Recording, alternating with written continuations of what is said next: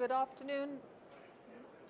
Good afternoon, ladies and gentlemen. It gives me great pleasure to be back here in GEM Genève to this challenging edition. And it's also quite emotional to be back live and giving a talk not in front of a screen.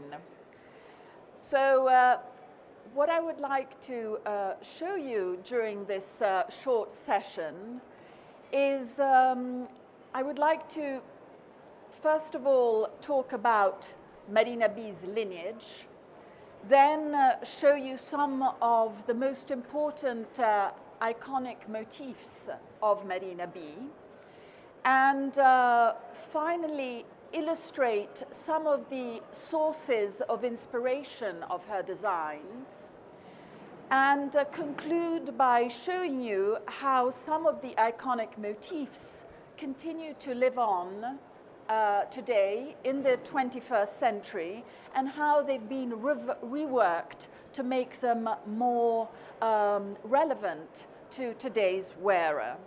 Now, for those who don't know, might not be familiar, Marina B stands for Marina, Bulgari. Marina, in fact, was born into what one can consider one of the greatest 20th century jewelry dynasties. Her grandfather was Sotiris Bulgaris, that then was Italianized to Sotirio Bulgari, who was the founder of S. Bulgari.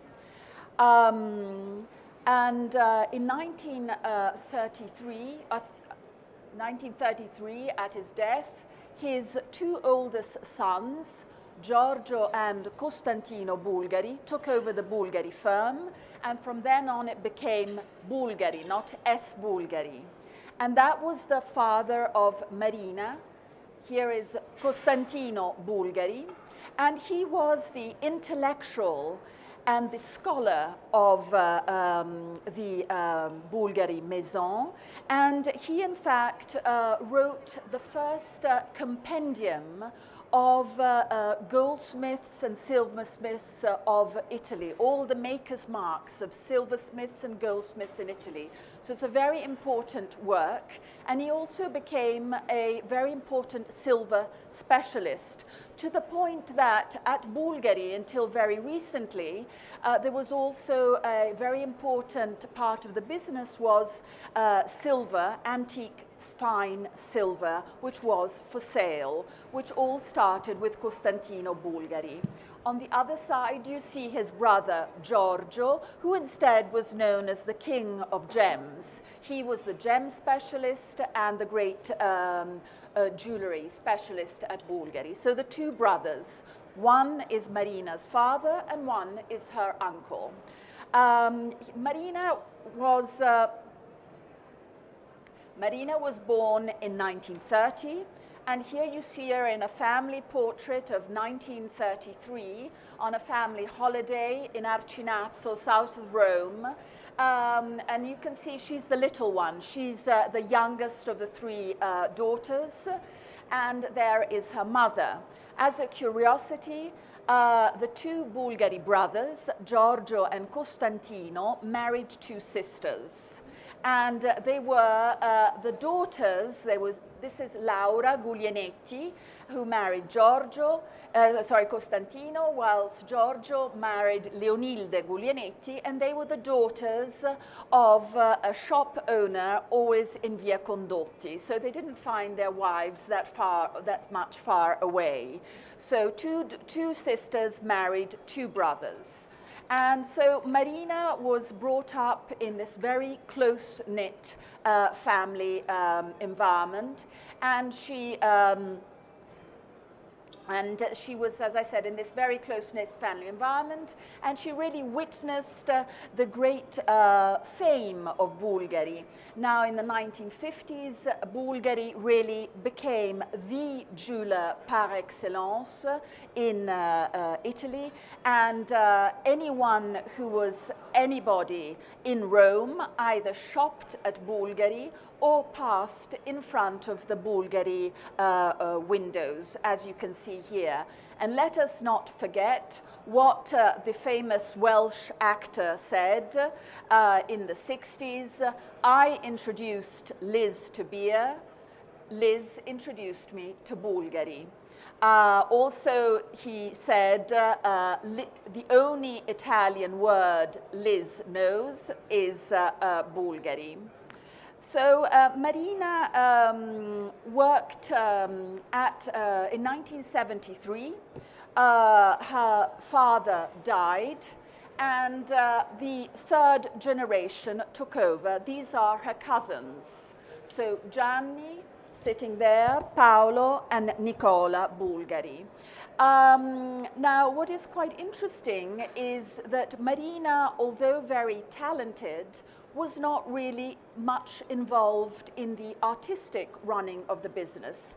She was very good at maths, and so she was relegated to the accounting.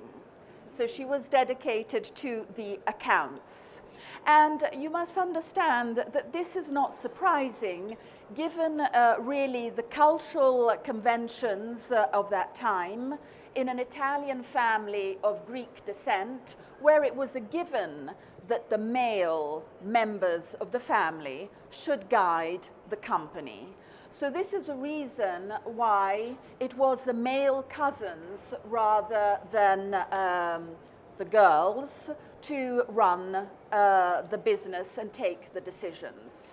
However, obviously, this had an impact on Marina, and in 1976, at the age of 46, Marina decided to quit the comfort of the family business, and with really great courage, she left the company to set up on her own. So you can imagine she had to also relinquish her name. She could not use the name Bulgari in any further commercial enterprise, hence the initial B.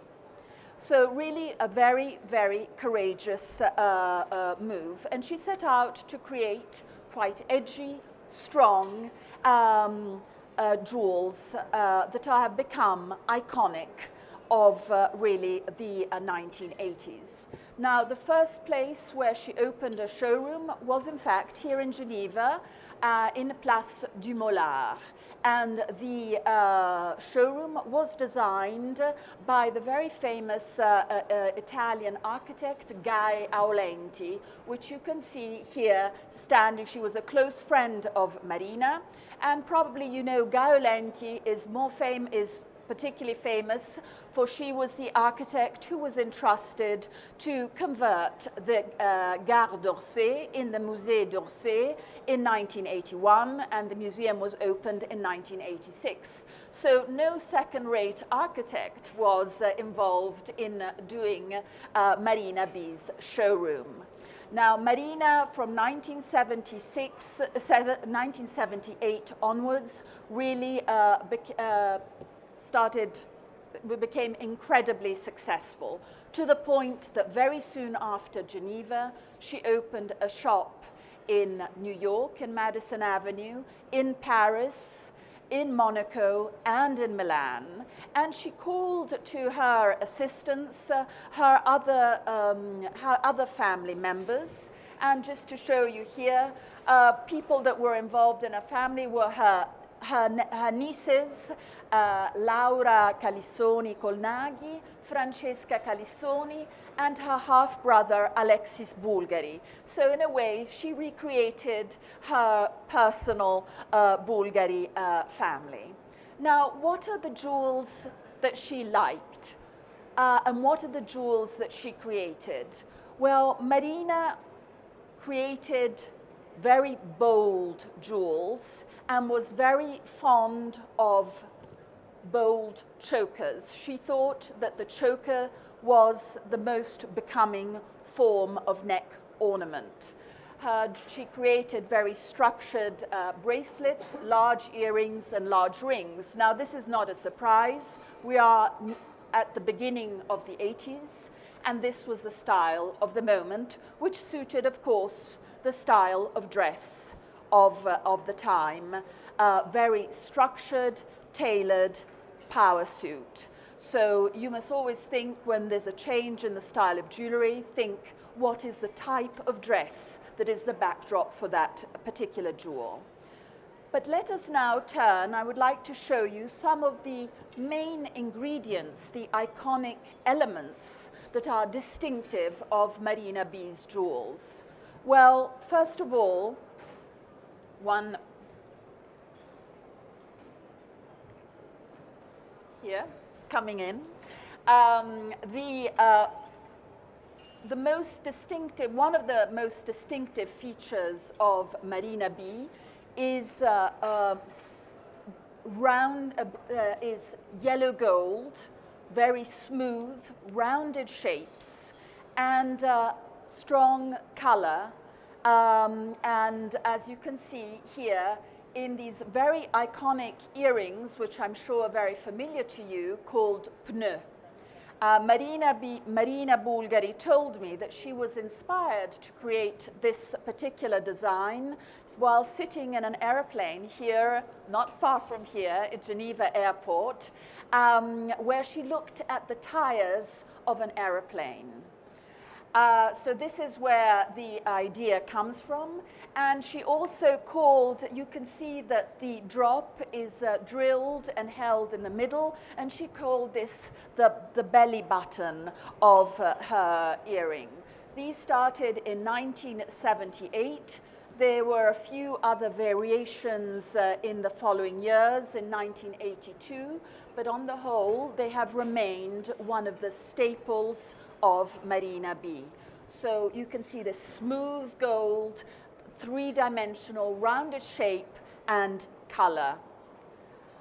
Another motif that you will see again and again in Marina B's jewels is this rounded, or this kind of lozenge. You can see it's this rounded lozenge that may look like a bit of like a chestnut.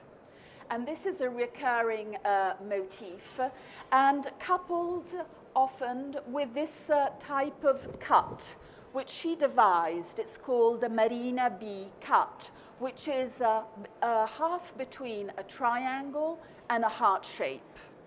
And you will see it again. Notice, of course, we're looking at a lot of chokers. This is the Marina B cut, and this chestnut motif. Besides these elements, another key ingredient to Marina B's style is, and you've probably seen it, is black. She uses black in combination with strong color. And this really, I think, is used to give a much more edgy design. It gives quite a sharp design. What are the materials that she used to create the black? Well, for example, in this case, it is onyx. In other cases, is black mother of pearl. Notice again, you can see the marina-shaped motif pearls here, and also that chestnut design, the smooth yellow gold. It's absolutely a typical ingredient of her style. In this case, these large earrings, the black is rendered by means of burnished gold, blackened gold. And the same is in this typical choker of the time. Notice once again, you see the diamonds are cut in the Marina B cut, and the black there that you see is actually blackened gold, burnished gold. So to summarize, I think, for example, this ring gives you a very good, it sort of summarizes all the key elements of Marina. First of all, it's a big scale ring. Secondly, it's in yellow gold. The yellow gold is very smooth. And then you have the Marina B cut, large citrine at the center, and of course the blackened gold. You will notice a bit of a problem with the black and gold, that at the time in the 80s it was done by oxidation, and hence with wear you can see it scratches. So this is a problem that you have with 1980s burnished gold. Another typical iconic design for Marina B is this choker, and it's the onda choker. Onda in Italian means wave. They are stackable chokers, that is to say you can put one on top the other. And it's very interesting. You could have variations. And this particular example, you had about 5, and the variations depended on how many diamond elements you could have. So you could have the richer ones with more diamonds or lesser diamonds. What is interesting is that the wave motif that you can see here is rendered with this wire, which in a way is like a sort of cloisonné. It's a gold cloisonné that encloses the pavé. So usually you find cloisonné, this cloison, in enamel work. In this case, you have it with the pavé. Now the onda, of course, was then declined into other designs, other forms of jewels, and this is again another onda necklace and a bracelet, so from larger to small. What is very interesting is the way that they're set. The decoration is in cases steel spring, and this is how it is completely flexible. So stackable chokers are really one of the most recognizable and typical designs for Marina B. Here is another version, slightly later, 1987, called Car, and again burnished gold, and in this case actually synthetic gemstones and diamonds. Notice that this is stackable, but it is the stacks are secured. So it's one. If you unfasten the back, you can wear individual pieces. So unlike the onda, this says 1, or it can become 3. With time, Marina B did away with the decoration. What had been structural became the actual jewel. So what had been hidden, the steel spring, actually became part of the jewel. So in this case, what's happened here? You can see this is another example.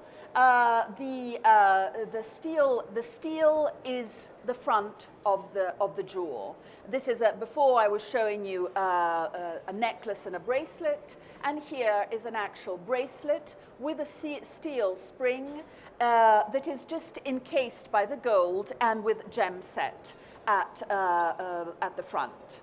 Now, Marina B didn't only create these casual jewels in steel and gold, but she also created some quite lavish examples.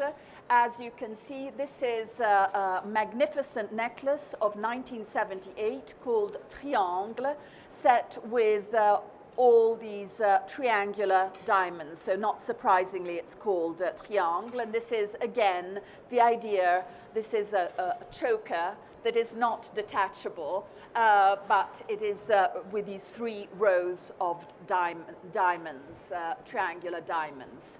This mounted always on a spring.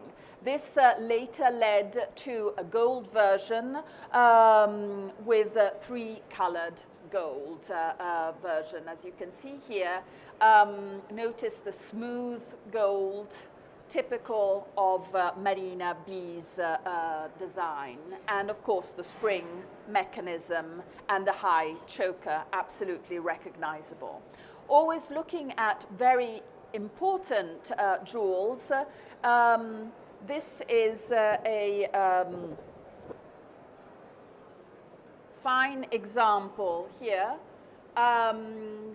which is set with a very important diamond, which is the Yonka diamond. A similar one is worn by Sophia Loren, but the one you're seeing here is mounted with a very important diamond, which was called the Yonka diamond. It is a D-color diamond, and what is surprising is that Marina B, in spite of the fact of being a D-color, still mounts it in yellow gold in this rather casual way.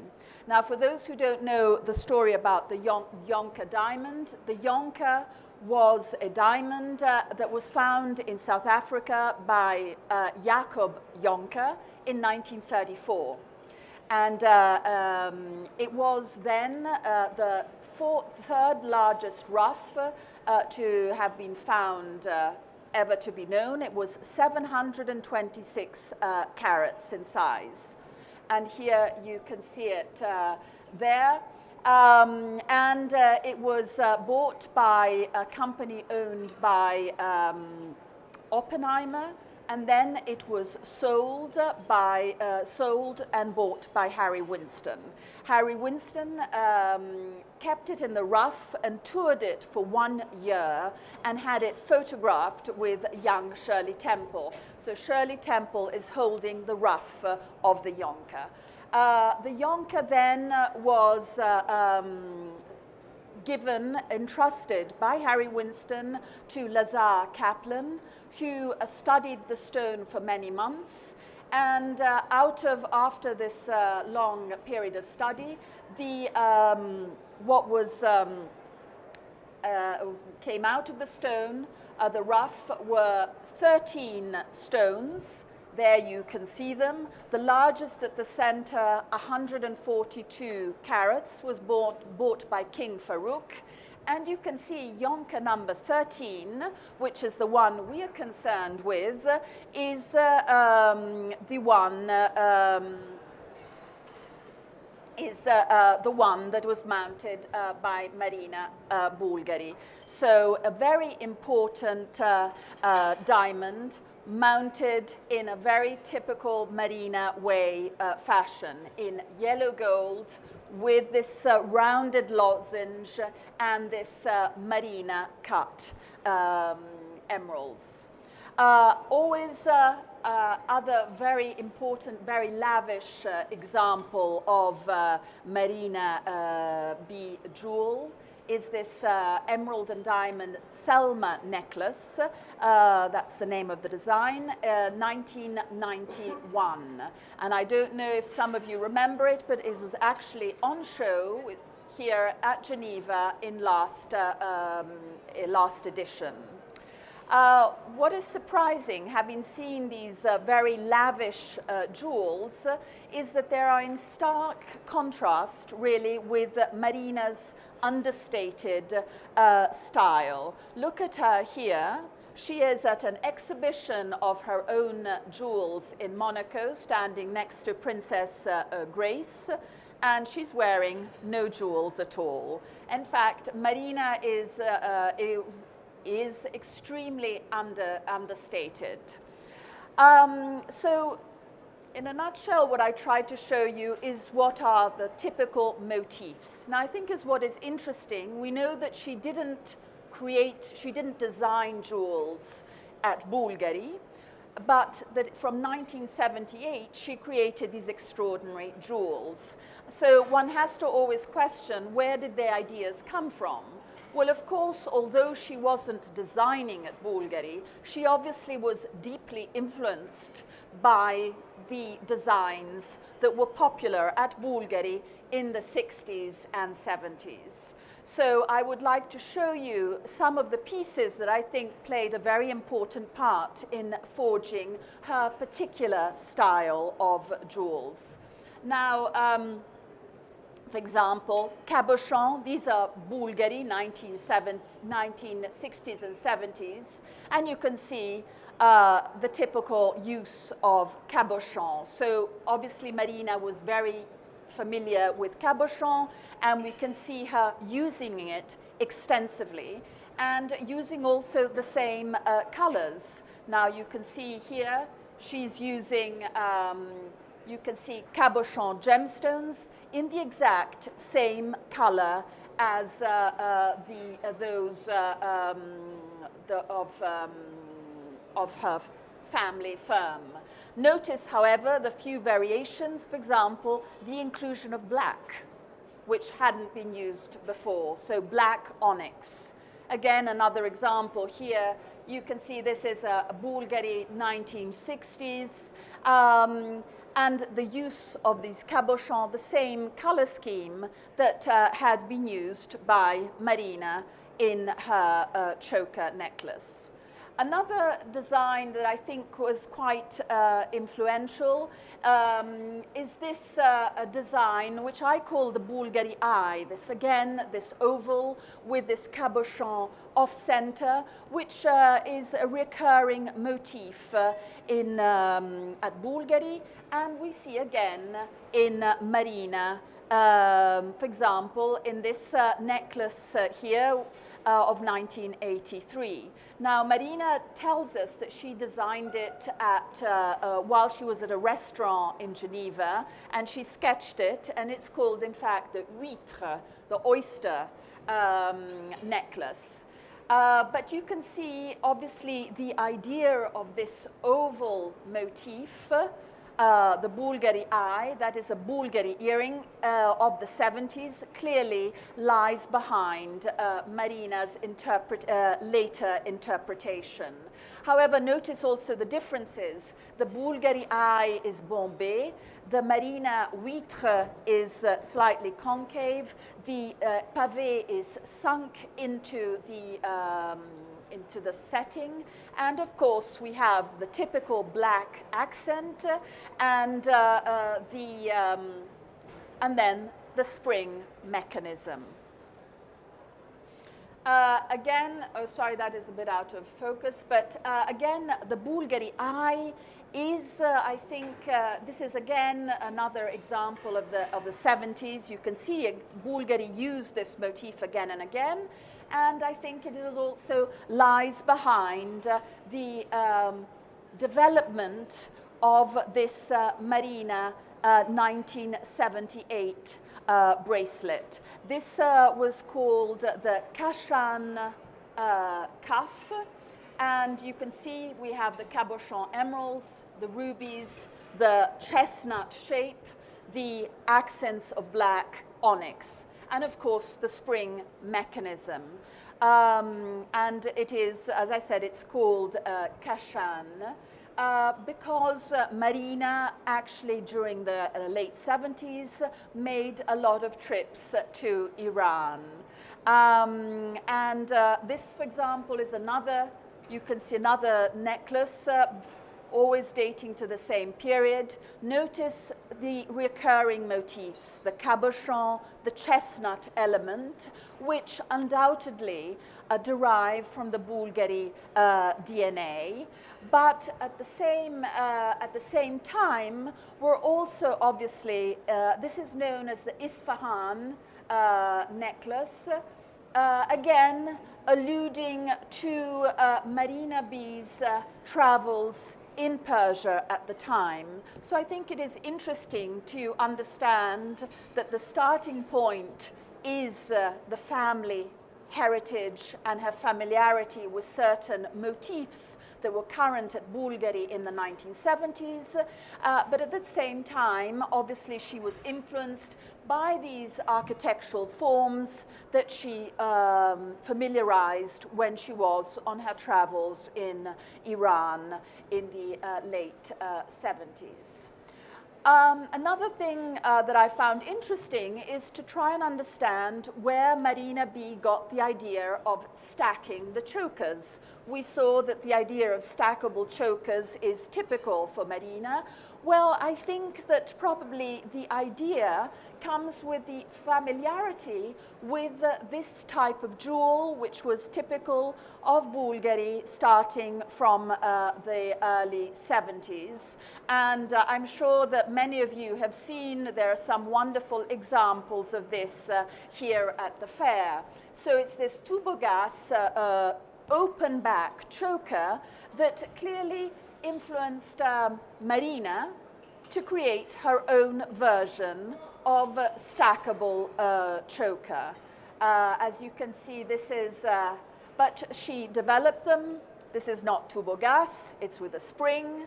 And as you know, the mechanism at the back can be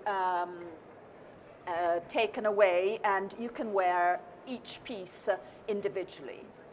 Now, another of the mainstays of Bulgari, of course, are coins. So Marina was very familiar with coins. Coins are mounted in jewelry at Bulgari since the early 60s. But of course, the tradition goes very far back. And it's really not a surprise that Bulgari uses coins, because ancient coins were used in ancient Roman times. And then, not surprisingly, they were revived by the archaeological revivalist jeweler Castellani in Rome. So there's really a Roman tradition of coins. Ancient Roman Empire, Castellani, and then obviously Bulgari must have been inspired by this tradition. Now, the coins used at Bulgari are not always antique. They range from antique to modern. However, so the range is quite vast. But what you will notice that when they come to earrings, given the weight of the coins, you only find coins that are mounted singly because they're too heavy. So this is a typical example of a Bulgari coin earring, individual. Now, Marina goes a step further. She obviously is very influenced and very familiar with this long-standing tradition, but she creates her own coins. So she creates her full drachme. They're fake coins. And what is the advantage? That they're light. They are struck in silver. And so she can create these chandelier earrings, which at Bulgari is not possible. So this is a step further. She's carrying on this tradition, but of course developing it in a different way. And then also moving on, she mounts these 4 coins in the typical stainless steel spring choker and bangles and earrings. Now, I think another source besides her familiarity with her heritage, her personal influence, for example, we saw in travel. Marina B was also a great sportswoman. She participated in with her boat for 2 years running in what was then called the American Ton, which is the equivalent of the America's Cup. And she was classified number 5 and number 3. So, I mean, you know, she's a world-class athlete. And I think her sort of understatement and casualness probably derives from this experience. But from a design point of view, she will see that she has an obsession with mechanisms, interesting mechanisms that probably derive from her familiarity of mechanisms like the winch, I don't know, things that are found on boats.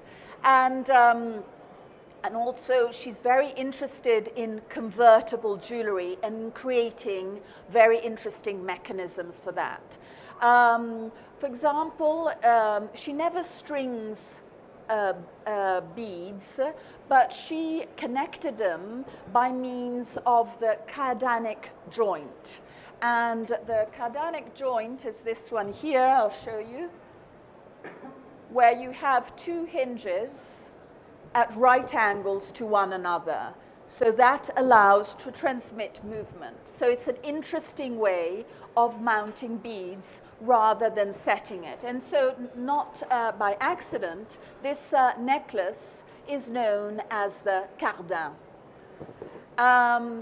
As I said, she was obsessed with creating convertible jewels. And I think really during the 80s, she is probably one of the designers that created more convertible jewels than any other jeweler of the time. And these ones, they're earrings, they're the design and similar finished objects. Notice, of course, the black, the Marina B cut, but see how you could rotate the center stone.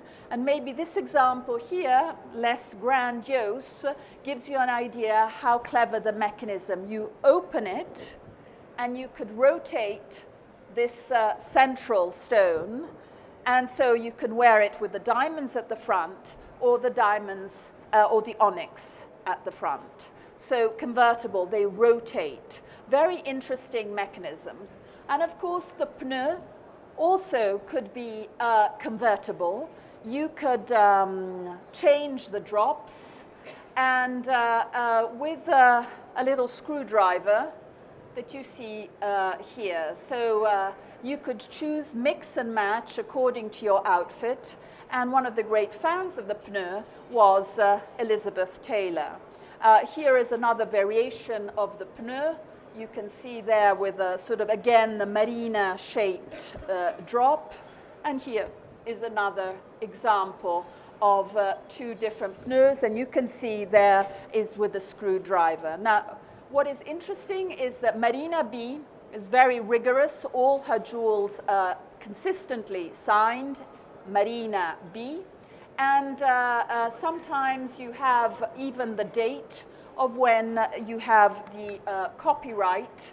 And you can also, if you look at the marks carefully, you can understand if the pieces were made in France, like the one above, where you have the French eagles marks, and here you have even France, the Poinçon de Maître, and there instead the Italian hallmarks. So Marina B jewels are either made in Italy or in France and are consistently signed and sometimes also dated.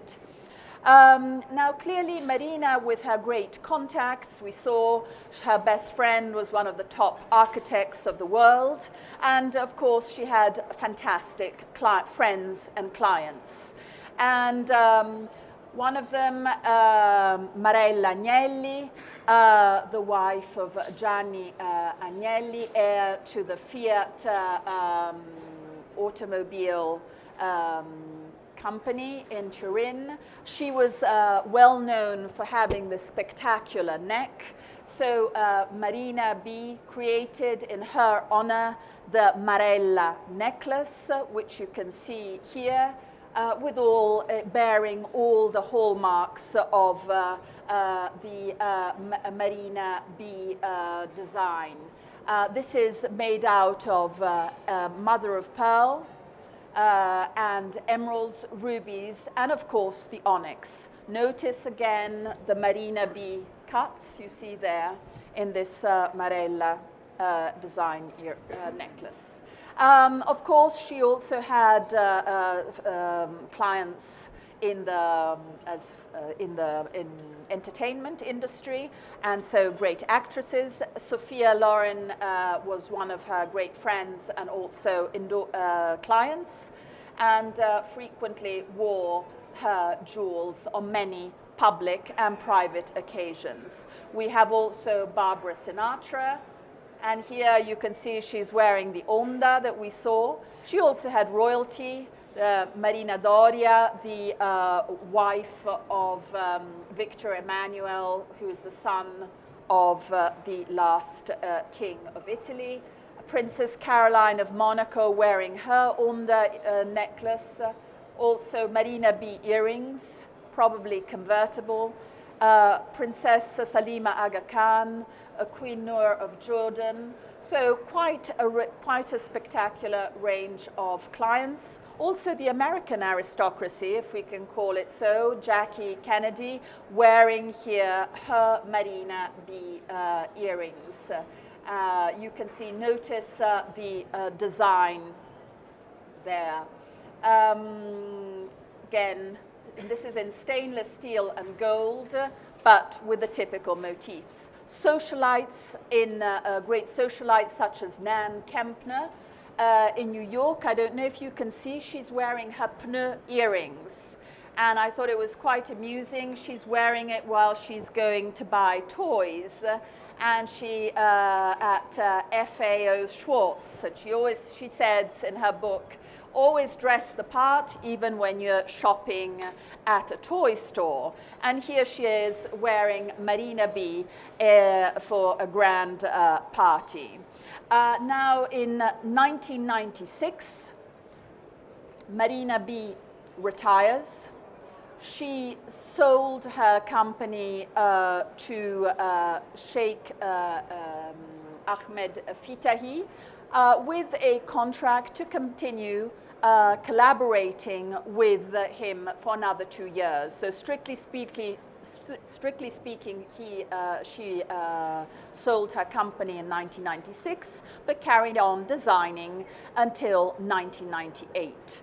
What is interesting, that in these, let's say, 20 years of design, she was incredibly prolific, and she left an extraordinary corpus of designs, over 12,500 designs, which, as you can see, are all numbered, dated, and often have the copyright date. So it's an absolute archivist dream, because they are very rigorously organized. So so the companies I told you were sold first to Sheikh Fitahi, then it was sold on to Windsor Jewels, and in 2017 it was acquired by the current owner, who established a showroom in New York in Madison Avenue. And he is Guy Bedarida, and he is the current artistic director of the company. Now, he's half French and half Italian, and he has a long experience in the jewelry, from a creative point of view, in the jewelry industry. And he said that it was a dream came true when he was able to acquire Marina B. And he felt very much that Marina B was the 21st century Sleeping Beauty, and that he hopefully is the 21st century Prince Charming.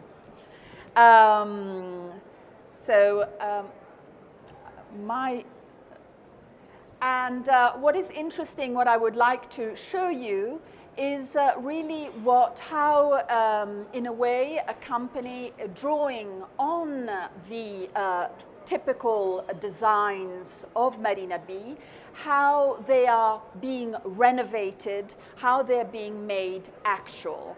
So currently at Marina B, we still have the pneu, but with some variations.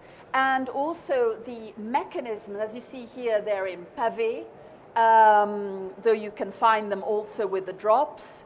And you can see here that the mechanism has changed, because the mechanism with the screwdriver is quite complicated to work. So the new mechanism is much easier to work.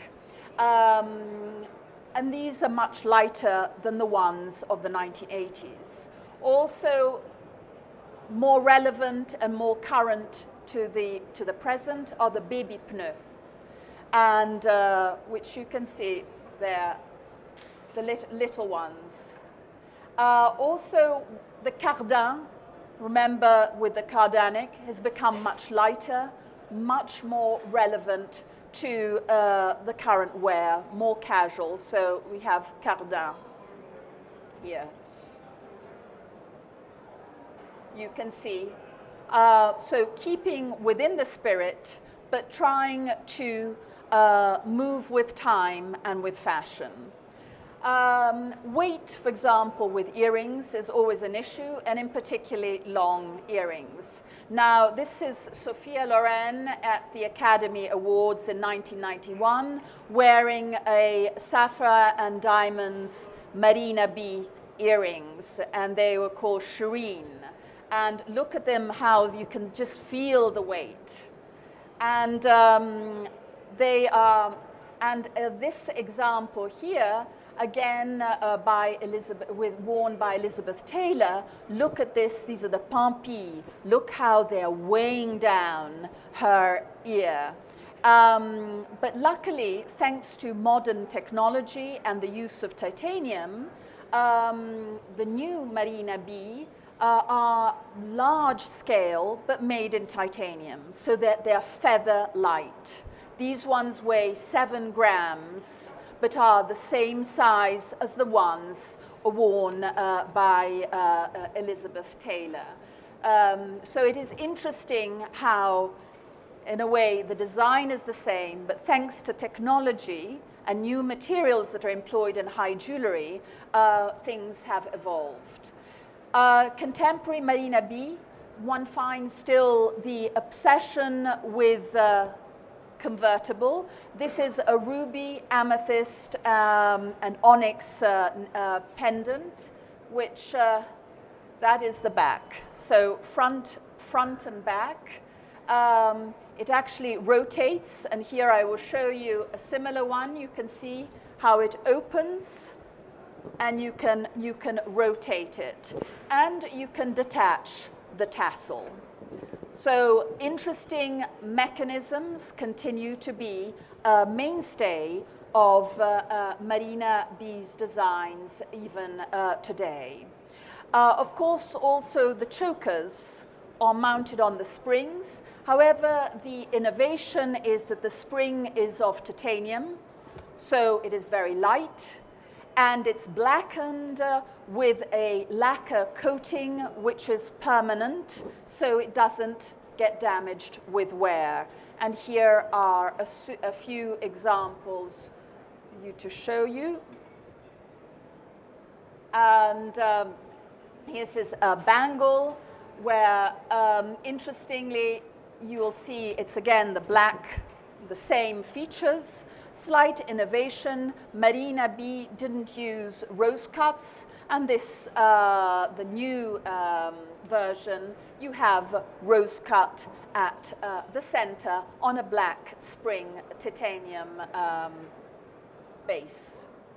And again, black titanium with sapphires, paraiba, tourmalines, and emeralds in this set. So much lighter, but creating the same effect of the earlier examples.